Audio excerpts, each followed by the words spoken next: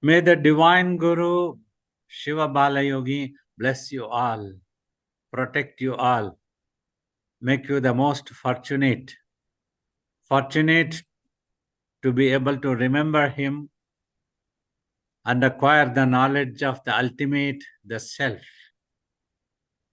May you be able to do sadhana sincerely in its right technical sense, that you achieve the silence of the mind.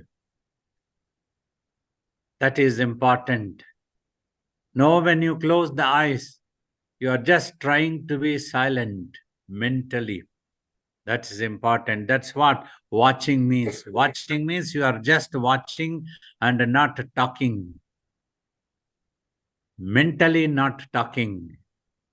To remind you all, remind yourself 1 time, 100 times, 1,000 times. Thank you, Baba. It's wonderful to have Babaji back again after these weeks and seeing him looking so well. Baba, this week we were hoping to look a little bit at the new book that Babaji had released, a commentary on Ashtavakra Samhita. Baba, just initially, as a background to the Babaji, please explain how King Janaka came to be Ashtavakra's disciple. The story that we all have read and heard, King Janaka wanted to know the ultimate truth, the awareness of the real self, self-realization. So, for quite a long time, but he maintained his arrogance as a king. So instead of going to a master and praying to learn the truth, he sent out a challenge notice. Is there anybody who can make me self-realized by the time I sit on a horseback? That much quickly must happen. Otherwise, they will be drowned in the water. So many scholars came, they all tried to do with their knowledge of the scriptures and whatever they could see. Some might be even awareness of the self they had gained, but somehow they could not teach him and it did not happen. The Ashtavakra's story is that when he was in his mother's womb, his father was discoursing about the self. His mother had gone to sleep and he was listening in the womb. That's what the story says. Every time he was telling, he used to tell like means to say yes, okay, yes, like that type of thing. Then it is that when his fathers understood it is some baby in the womb, he cursed it that you will be born deformed. Okay, why did you do so? Without my permission means, in olden days they strictly held that first seek the permission of a guru. What truth that you want to know, and ask questions with all humility by seeking the permission of the master. So without the permission of the master, he is said to have heard this and obtained the self-knowledge. So when he was born and he was quite young also, he had attained the knowledge of the self-awareness, self-realization. But due to the curse of his father, it is said that he had 8 deformation in his body. His legs and hands were like that. He couldn't even walk properly. Some stories tell he had to roll down. It appeared as if he was rolling down or something like that. So when he heard that his father also was drowned and had gone to King Janaka, so finally he comes to Janaka's court. When he enters Janaka's court, so all the ministers who were all sitting in the court, they all laugh at him because of his deformation. With 8 deformation, Ashta means 8. So that was how his name had come as Ashtavakra. Vakra is deformation, 8 deformations. A person with 8 deformations is the Ashtavakra. So for this, Ashtavakra addressing the king, Janaka says, O king, I thought you have wise ministers in your court, but what I can see is all fools. To this, all the court is stunned and they all start thinking, how dare this boy talk to the king like that? Now the king will punish him definitely. But somehow the time was ripe, and by then King Janaka considerably had come down from his arrogance and tells Ashtavakra ki, why do you think so? Then he tells ki, they are all thinking this body to be me, and watching the 8 deformations of this body, it might appear funny for them. When they laugh, they are thinking they are laughing at me, but they don't know who I am and where I am, in what form I am. So for this, when they are simply laughing as if they are laughing at me, I consider them as foolish people because they don't have the knowledge. And the king is surprised and says, I am so happy at your answer, but what has brought you to my court?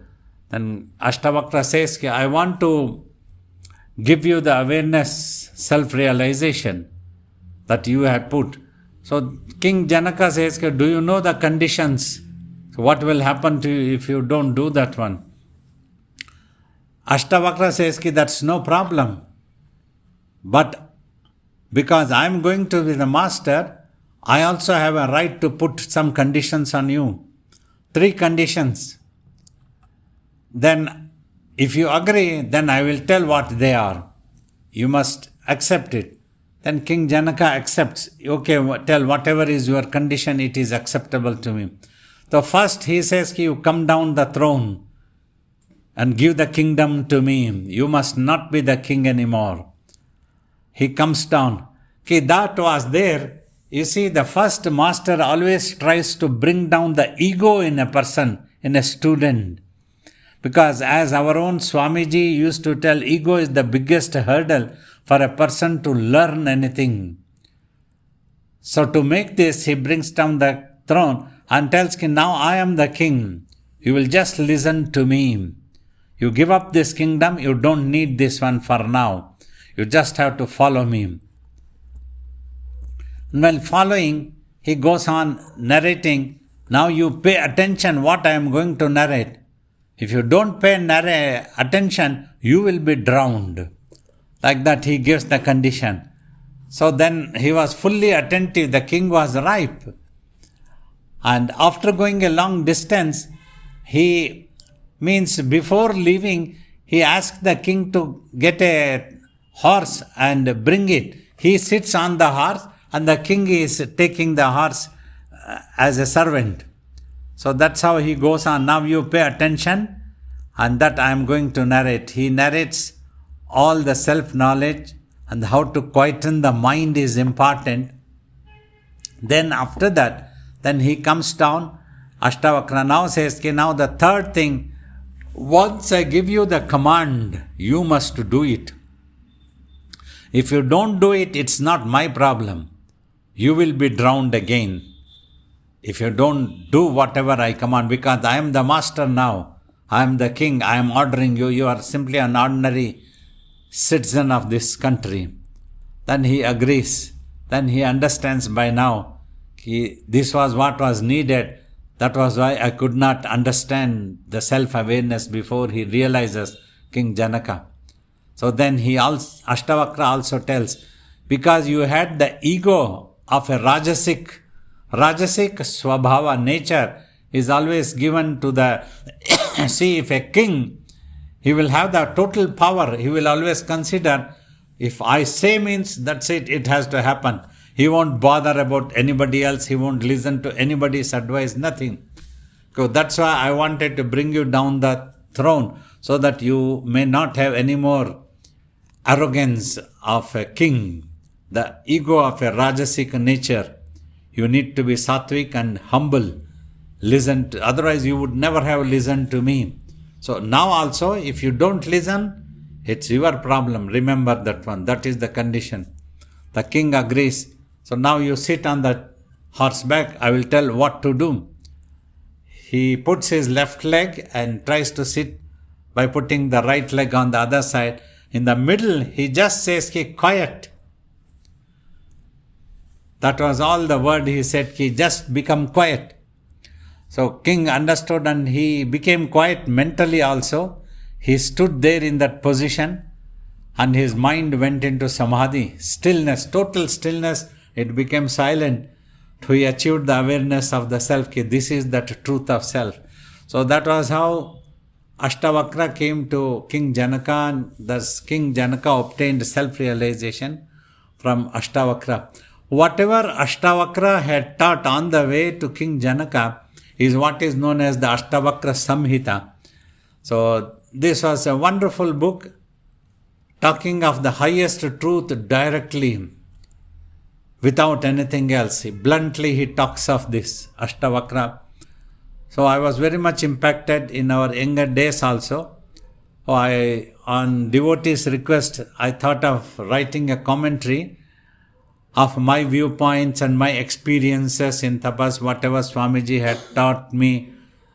And I have tried to simplify the language so that people can understand the modern day terminologies like mind, consciousness. Mostly this is what I have used. Instead of the scriptural terminologies of Brahman, all this, I have not used it. So that is how this book has come into existence. Thank you, Babaji. Babaji, in the opening of the book, Janaka asks how liberation can be attained. When we talk of liberation, what is it liberation from? Here, a common person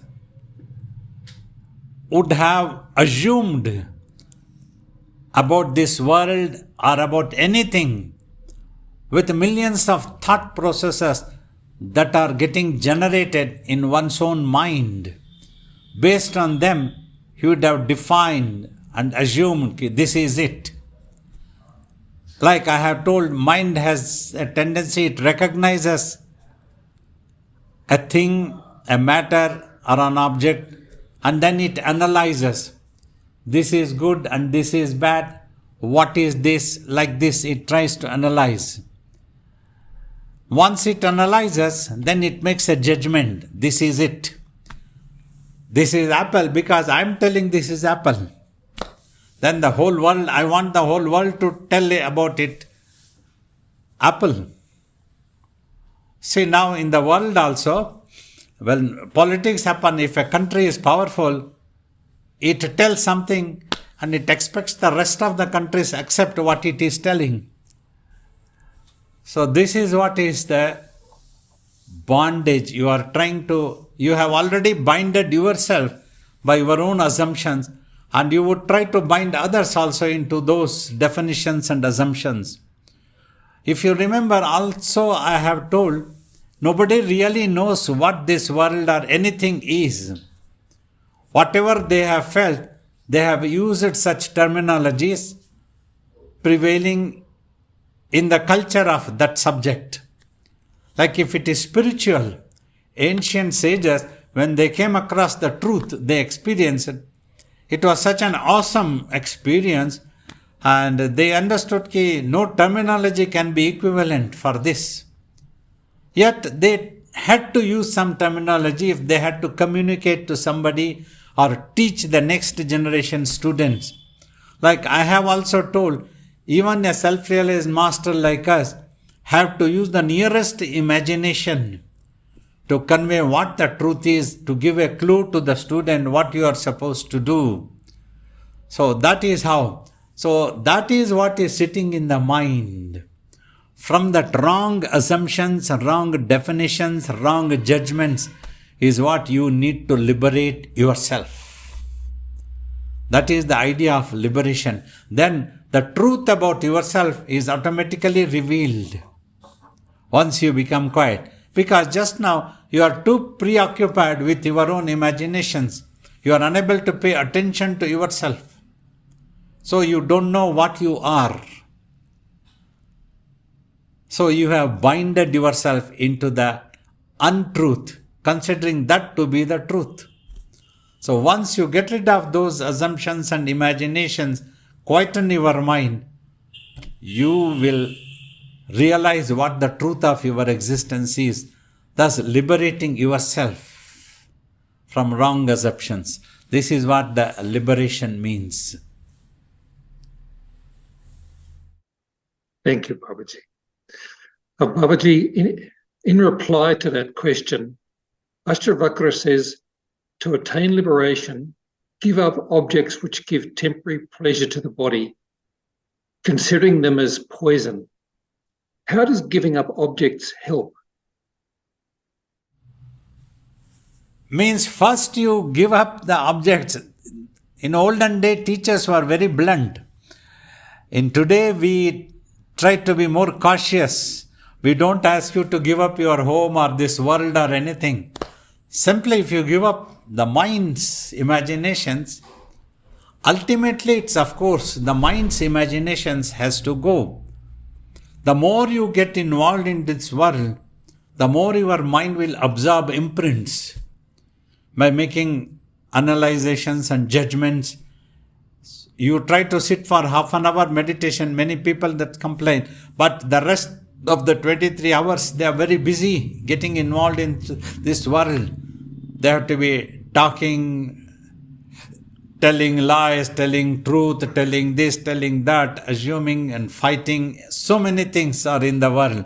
Emotional problems, relationship problems, all things keep happening. So through all this, the mind absorbs imprints. It goes on.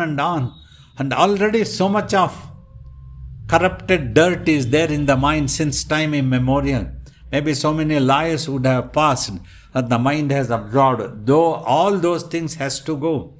So if further it keeps coming and coming, it becomes so difficult. So that's why one is unable to be aware of the truth. So that is what we try to teach. But probably in olden days teachers, if you can distance yourself from this worldly involvement as much as possible, at least we will give some leniency, some discount instead of telling totally you give up. Because sometimes Swamiji used to tell, if you go to caves and forests thinking that you have given up everything, things doesn't work out like that, because you are carrying your mind. That your mind will trouble. You will start feeling loneliness. You will start feeling miserable. You want to come back to the world and see again. So these things all can happen. So they said they were so strong in olden days, if you just give up the world, pleasurable objects, through which you are thinking that it is going to give you happiness or pleasure. That's how they spoke. But this is what needs to be. Actually, mind needs to give up such things. That's what we need to understand. And while in the world, I would like to recommend simply nothing is prohibited, but tries to understand the limits of the world. Like example, I have always told, you might eat one ice cream or any such thing and you might derive some pleasure.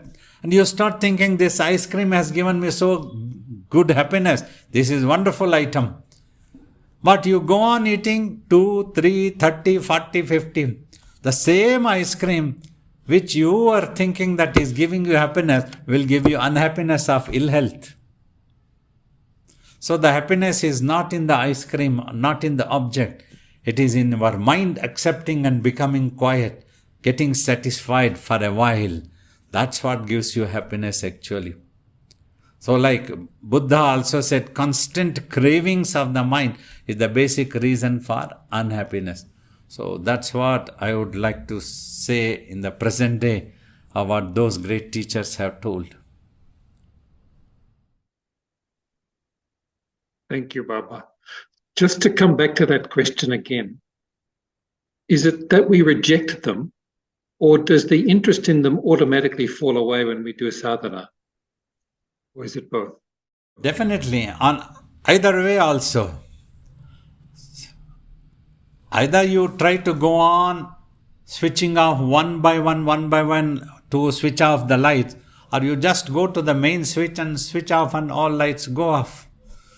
That's what Swamiji said. You meditate, automatically you will give up, the interest will go. You don't have the cravings. The cravings all decrease and come down. You will feel more peaceful and satisfied. Whenever it is needed that your body needs some food, you give only a limited whatever that is needed. You won't eat out of greed or out of taste or anything. One time Swamiji even said, probably we humans are the only ones who eat the food for taste. Look at all animals, once their belly is filled, they stop. They don't go on eating. Even if it is their best food, they will leave it there and go away. So like that, if we can take care at least, that also can be very helpful. And continue meditation. Meditation can be very helpful to overcome the cravings and keep you satisfied at all times, contented. Thank you, Baba. Baba Shastri has sent in a question. To ask for liberation, King Janaka must have known he was bound to begin with. How did this come about without grace? Once it has come, the grace has come, and the grace is always flowing. Imagine all of you, 90 plus people are sitting here, and you are fortunate enough to have this opportunity to listen to Baba. Is not this a grace of the divinity? Is not this the grace of the Divine Master? So like that, if we are ready to learn from our life, life is the best teacher in my opinion. Every moment there is an opportunity for us to learn. Even in Bhakti Marga languages, they talk that the divine keeps slapping us all the time, thinking that when are we going to turn to the divinity? But we try to keep running after the world for our happiness all the time. The life teaches.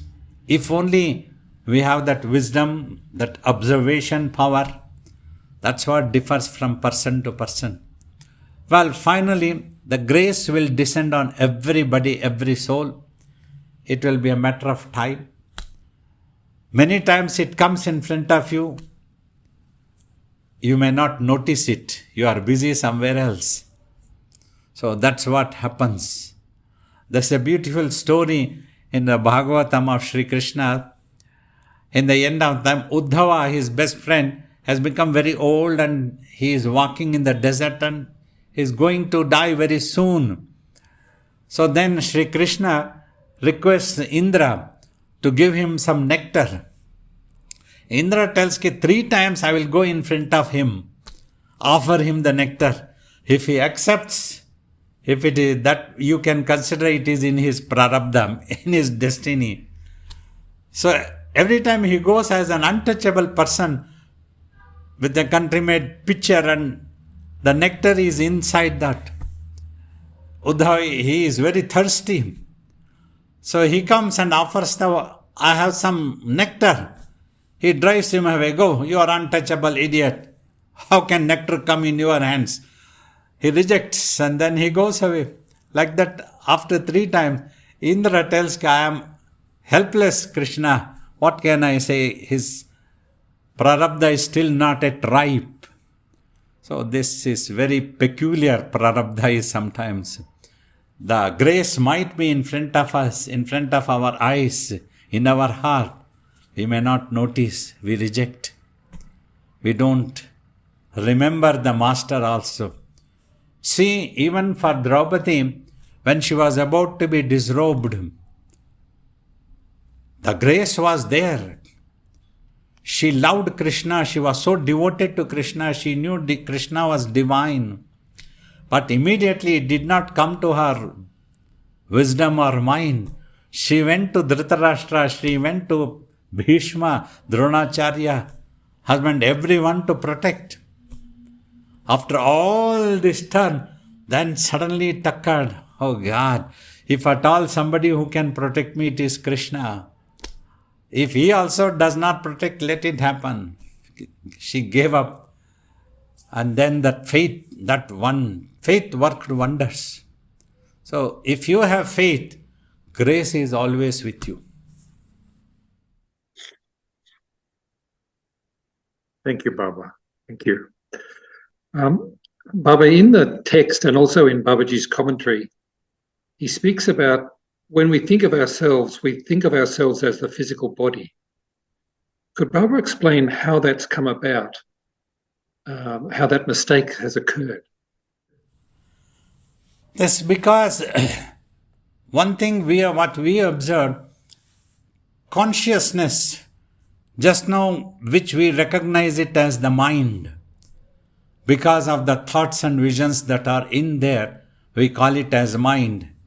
To communicate, to understand all these things, my mind.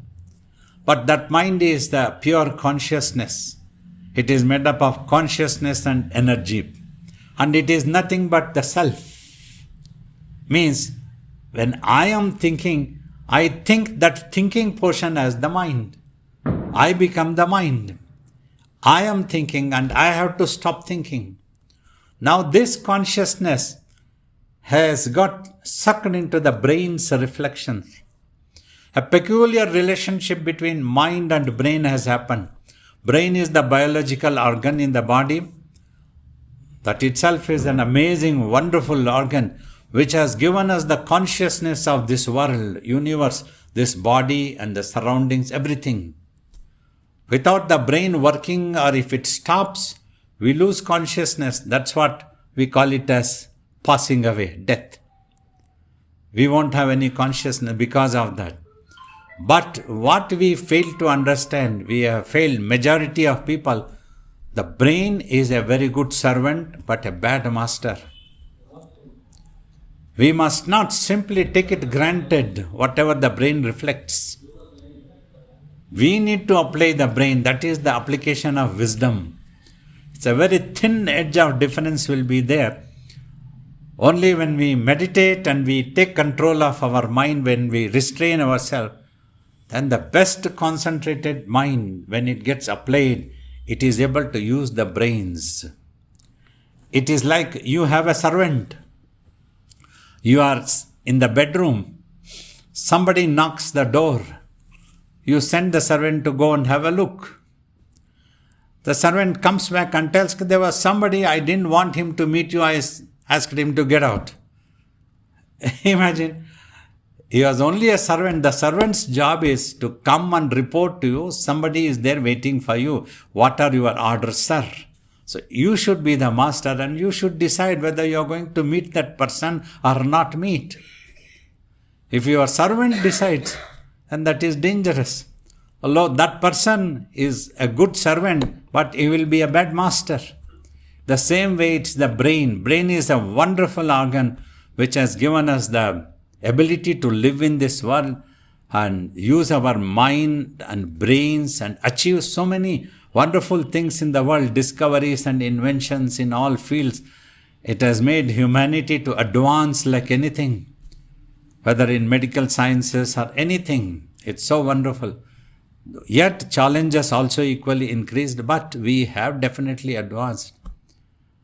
A certain distance which we would have taken 1 week or 10 days or 10 weeks, we are able to cross within minutes or within half an hour or 1 hour like that by taking a flight.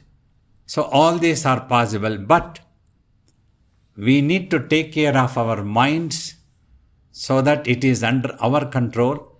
We are able to restrain ourselves. We use everything to our benefit, not for our own destructions, not for killing each other, but we need to give happiness to each other.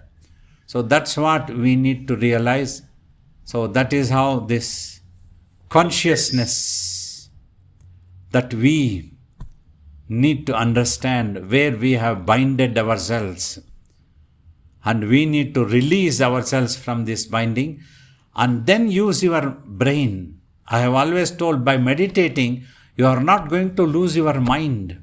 It will be there. Simply you are taking control of that and you become the master of the mind. So that whenever you need to think, you can think. When you don't need to think, you can keep quiet and relaxed. Thus you are able to use your brains to the best of your ability.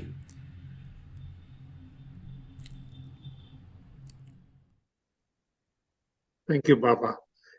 In that same vein, Ashtavakra explains in one of the shlokas that he says, "You've been bitten by the great black poisonous serpent of egoism, that I am the doer." He says, "Drink instead the nectar of faith, I'm not the doer, and that way you can be happy." Is this something that we can do by changing our attitude, or is it again the natural fruit of doing sadhana? That's what Ashtavakra means. If you have a strong willpower, the present day generations may not have that strong will of those days. While just by thinking also, with a firm conviction, I am not this body. I have to use this body as a chariot, that is all. And this is, I am the dweller in the body. And this is what the truth is. So that side by side you have to do sadhana also to obtain a permanent, once for all, that conviction, awareness only can give finally. But by thinking consistently like that, I am the Atman, that's what is vichara. Your contemplation is also equally important. That can tune in your attitude towards that always and somewhat create an awareness and inspire you to go for a sadhana very strongly would become possible. Just like when I am conducting once a week of this Zoom meditation, all of you have heard me so many times talking about this ultimate truth, this body, this Atman, all the mind consciousness. So when it has become interested, you will be anxiously waiting for Baba to come online and you want to join this Zoom class. It will be so interesting. If it has appealed to you all, what I am talking is not nonsense. If it has really appealed to you all, you will all be waiting for the Saturday so that the link comes to you. You are ready today evening, Baba. We will see him online and we will get to hear him answering our questions and conducting meditations. So that's how the interest gets generated and you feel inspired. This is what the vichara, listening, this is known as Shravana, Manana and Nididhyasa. Shravana is you get to hear to the teachings of the master. And Manana, you adopt it in your mind, keep it in your mind. Don't allow it to forget. Not that you sit with me and the moment you switch off and get out, you forget and the worldly things starts bothering you. If you pay apt attention when I am teaching or when I am answering, apt attention is very important. That's what always a master demands. That's what Ashtavakra demanded. When I command, if you pay apt attention what I am going to talk to you now on the horseback and you are drawing this horse, these two things are important. When I give you a command, if you are ready to follow it without thinking twice, then you can get self-realization. And if you pay apt attention when I am teaching, next step, following my command will become easier for you. So like that, when you all listen to these answers for your questions with total apt attention, then you will feel inspired. It will start making sense for you. And next time when you sit for meditation, you will feel very inspired. This is what is needed for me now. That's what the Divine Guru's grace. Thank you, Baba. Baba, in the third chapter, the Guru tests the disciple very harshly. He starts criticizing him that he doesn't know anything and he's an idiot. Why does that testing happen from the Guru as a personality? This again, point one is to bring down the ego.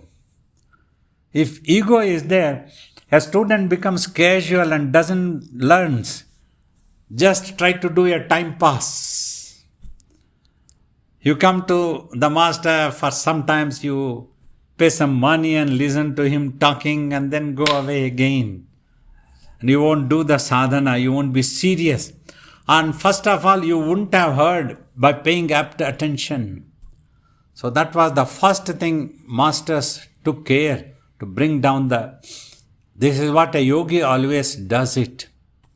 And if that ahankara, that ego is there, the learning process gets curtailed. The person wouldn't like to be learning, wouldn't like to be serious, would like to tell lies to the master also. He has something else in the heart, he talks something else to the master, just wants the master to endorse for whatever he has already believed. Means we face this type of student based on the experience I am talking. These are the point.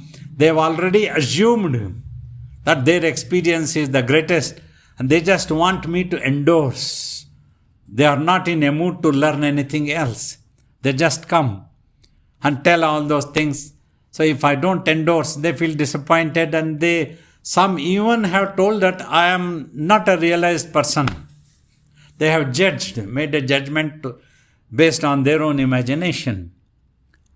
So instead, when Swamiji used to come, we always waited anxiously. What is it that he wants to give us? What is it that he expects from us? What is it that he wants me to do it? These were all very important questions and carefully listened to what he had to say. In those 20 years, I had not anything to say to him at all. No problem of mine, no query of mine except for the self-realization thing. I never had any complaint that I have an interest in this tree, shall I cut that tree and pocket it? That type of questions I never asked my master. I never showed any such thing. That was not in the mind at all. It was such an amazing experience to be with the master. Always used to keep waiting. Is he wants to convey anything to me? And just wanted to follow that one. Again, there was no second question. Once he had told me, that was like a command. Do it. That's it. That was how we learned. Sitting peacefully in a relaxed way, closing the eyes and watching. That watching was that we learned from him. By paying up the attention that he said that finer points what I talk. Okay, watching means this. Mind has the aspects of watching and thinking that he used to talk. You just watch and you will stop thinking. How come that you are unable to watch? How come that you are unable to stop your thinking? You simply have picked up these habits. Now also, if you don't want to give up your habits, no God can help you. Swamiji was much more blunt than me. I might be. But only of late I have realized I need to be a little more tough. Otherwise, people are not going to learn. What's the use? So I try to be, if anybody comes, I'm trying to be, I hope I'm tough enough for people. And this is what is important. A master always demands only this. Nothing else. He doesn't need anybody's property. He doesn't need anybody's money. He doesn't need anybody's anything. Anything anybody gives, it is for them only again. The master needs devotion, attention. That's when he is able to teach. Otherwise, it will be just like I am teaching to the wall. If a person is just sitting and his mind has run away somewhere else, and I am simply teaching, so it will be like teaching to the wall. So that's what important, that's what Ashtavakra demands. That's what all masters demanded. And first thing, once a student went to the abode of the master, they did was to bring down the ego. People of all status used to go to the masters. Somebody might be rich, somebody might be middle, somebody might be this. But one thing they all had to give up, ego was important. That's what Swamiji used to say. You remember, I have told, don't come to me as a royal person, as a military officer, as a businessman, as a rich person, as a genius, this, that. Just come as a devotee. Take out the coat of all such ego outside the gates. Come to me as a devotee, then only you will learn. Otherwise you will never learn. 100 times you will sit with me, I tell, you listen, but you will not learn. Like Swamiji, that's what he used to tell. This is such an important thing. That's what the masters always, which many people, 99 out of 100 does not realize. This is what is needed. This is what a master needs. Afterward, teaching is very easy. Like you go to a doctor, diagnosing is the first important thing. You all know that. Treatment becomes easy, then you know what the treatment is. If you don't know what the problem is, how will you think about the treatment? So that's what is important. And important that you want to learn. Many people come, I want God, I want self-realization, I love you, Babaji, you hit me, you scold me. It doesn't work like that. Once I scold them, they go away. They blame me. They attack me. They tell that I am not self-realized. That type of things has happened. Means we have realized that's how imagine those days, they used to be more tough, they never bothered. You want to learn, you be here, otherwise just get out. Swamiji also used to just pack up your thing and get out. I didn't call you to come here. You don't want to do it, you go. That's very important. If a student is really, really interested in self-realization, in spiritual truth, in a spiritual pursuit, this is the first test a master will take. Thank you, Baba. Yes. Amongst all the critical commentary that Babaji has written, there's one particular sentence I'd like to ask about. Babaji says in the commentary, you can make everything in the mind disappear, but not the mind itself. Could Baba speak about that a little bit? Yes. I told that mind is nothing but you, and the mind is made up of consciousness and energy. Hardly anybody would bother to know the mind itself. And nobody knows and nobody has seen in naked eyes what the mind is. Everybody recognizes the mind based on the thoughts and visions. Like, my mind wants to do this, I want to go there. Like this type of talks only we do. Based on that only we recognize my mind. But what the mind is, can anybody show its shape or its color? This is the mind, you see, can you see my mind? Nobody can show where is it located. That mind is the infinite consciousness, what we recognize as the self, what you really are, beyond the birth and death of this physical body, which you will realize eventually in deeper stillness of the mind, known as samadhi, that consciousness of existence will not disappear. You can make all thoughts and visions disappear by just watching. But that consciousness of existence is the basic clue. That is the thing from where it is coming, is what is the infinite supreme consciousness. Nearest terminology we can use is consciousness. Consciousness means wherever you apply your consciousness, you become aware of that. If you stop applying on your imaginations, it gets applied onto itself and you become aware of yourself. So that is how I have told, you cannot make the mind itself disappear. All the things of the mind that mind has imagined can be made disappear. See the world. Matter disappears. Everything that has appeared will disappear. It's a matter of time. It may happen tomorrow, it may happen billions of years or ages or so many. Different matters may have different time limits. Like that, it will all disappear. But the space itself never disappears. Space is always there. So that's what I had tried to convey. Thank you, Baba. Babaji, Nick has typed his question. He's had some difficulty communicating there. He said, I wanted to know, firstly, was Ashtavakra actually born self-realized? Can that actually happen? Also, I wanted to know why some yogis like Swamiji have to go through so much suffering in their tapas, more than others have to do.